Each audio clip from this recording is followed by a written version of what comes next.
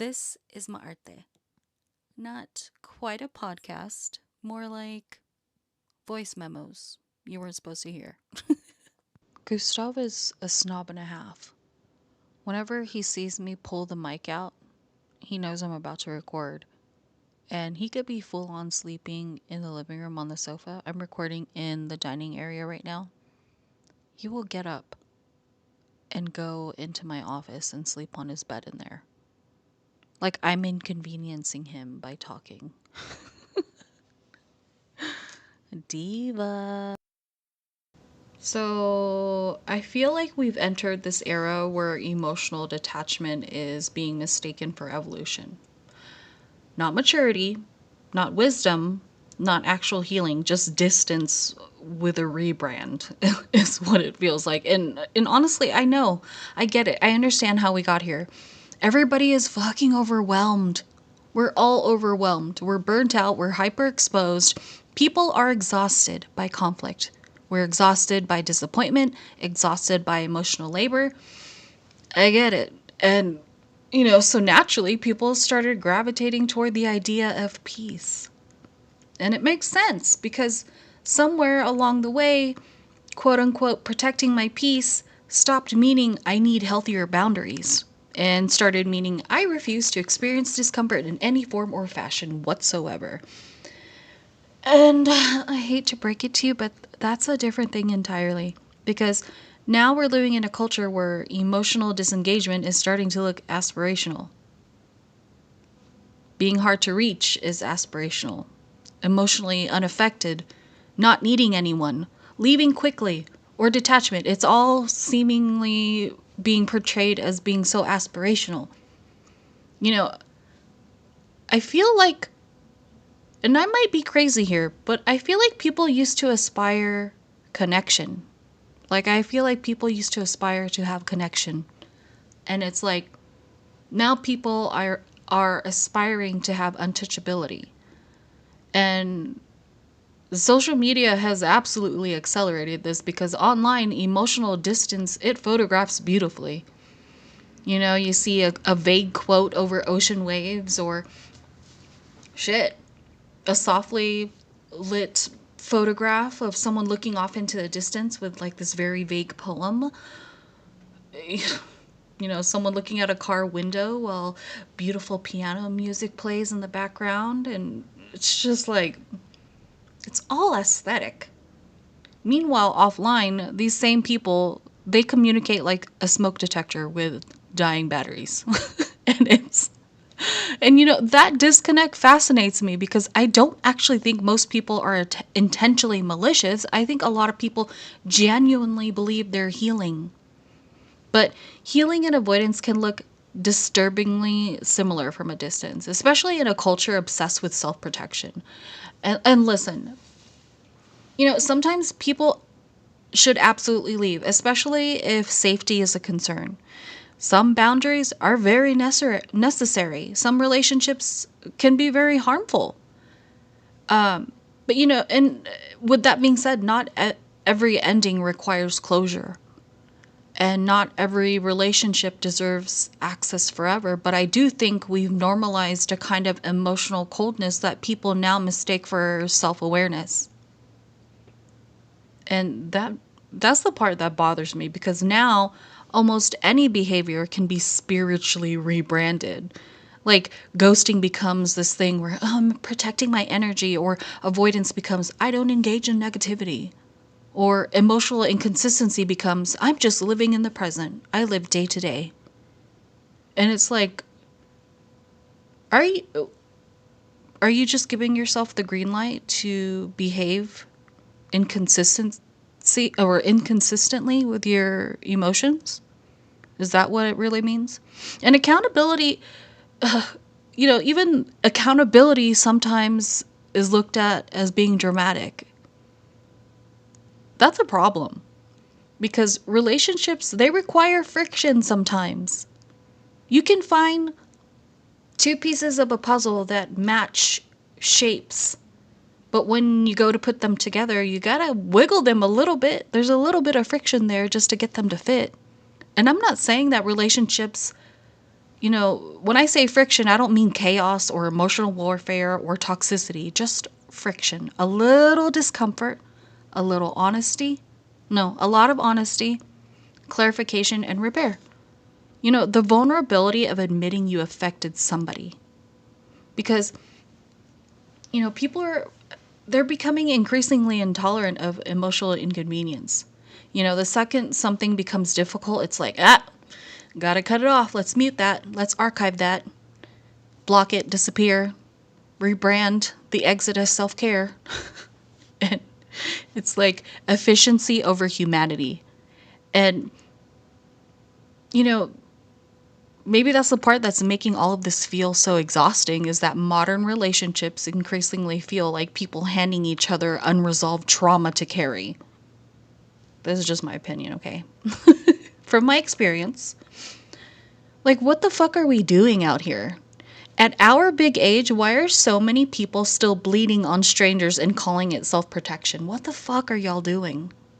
And listen, everybody has wounds, okay? It is what it is. Nobody enters a relationship perfectly healed. Human beings are messy. We're all fucking messy. Attachment is messy. Love exposes your old survival patterns constantly. But, like, somewhere along the way, explanations started replacing accountability. And those are not the same thing. Because yes, your trauma may explain why you shut down. It explains why intimacy scares you, why vulnerability makes you panic, or why you disappear, or why you avoid difficult situations, why you detach before somebody can hurt you. But explanation is not absolution. At some point, adulthood has to become, my trauma is still my responsibility. Like, I don't know where that disconnected for some of you along the way. Because yes, you could label your trauma beautifully. You can find the root, like, explain the root of it and label it. But just because you can do those things does not mean that your trauma is no longer your responsibility. That's the missing bridge. And I think a lot of us got handed emotional vocabulary before we developed emotional discipline.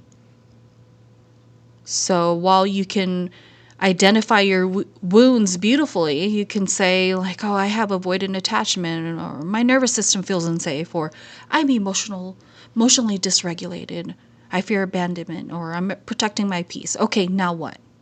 Now that you've said, like, now you can label those things, now what? Because identifying patterns is not the same thing as interrupting them. And that is the hard part, because I'm fucking in that shit now. It's the hard part, but I'm fucking doing it because here's the thing. The more that I learn about myself in therapy, the more I understand the people around me.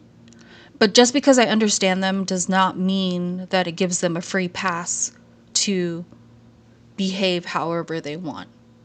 I can hold empathy for them and their traumas, but I can still hold a boundary. And it's like,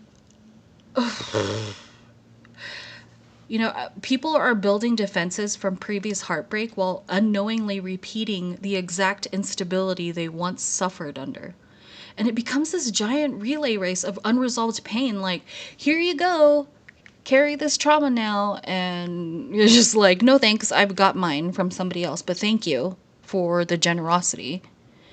And that's the really tragic irony of all of this.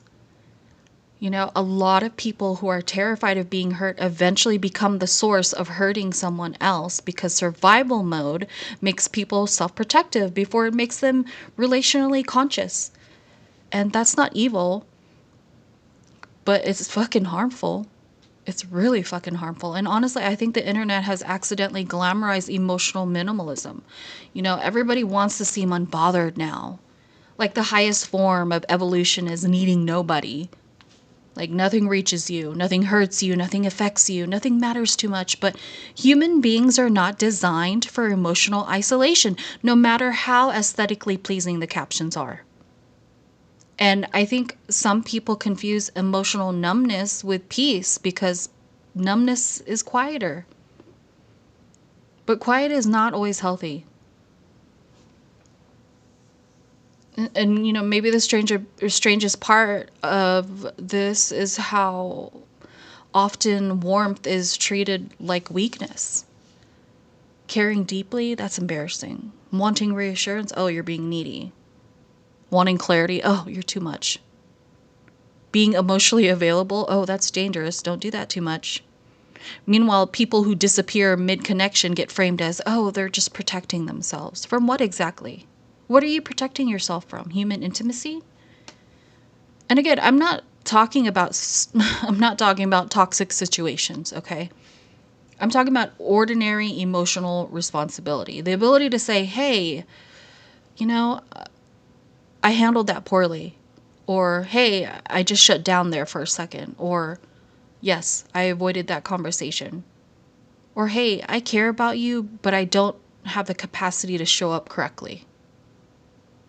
Those sentences, things like that, those require actual emotional strength. Anybody can disappear, anybody can detach, anyone can convince themselves they've transcended attachment because they learned 3 therapy terms and started drinking matcha in silence. That's not enlightenment. That's rebranding. That's branding. And maybe that's why modern relationships feel so psychologically disorienting now. Because, people can perform emotional depth. And I've learned that firsthand. People can perform emotional depth aesthetically without possessing the actual relational skills underneath it. They can speak the language of healing while still leaving destruction behind them. Cold efficiency masquerading as peace. And I feel like that's an epidemic. I feel like that's an epidemic because real peace is not cold. Real peace can still be honest. It can still acknowledge impact. It can still hold humanity even at the end of something. And maybe evolution is not becoming untouchable. Maybe evolution is learning how to be honest without becoming cruel. How to leave without dehumanizing people. How to set boundaries without weaponizing silence. How to choose yourself without treating everybody else as emotionally disposable. Because coldness will never become wisdom just because the internet learned prettier words for it. Anyways, I need a nap now.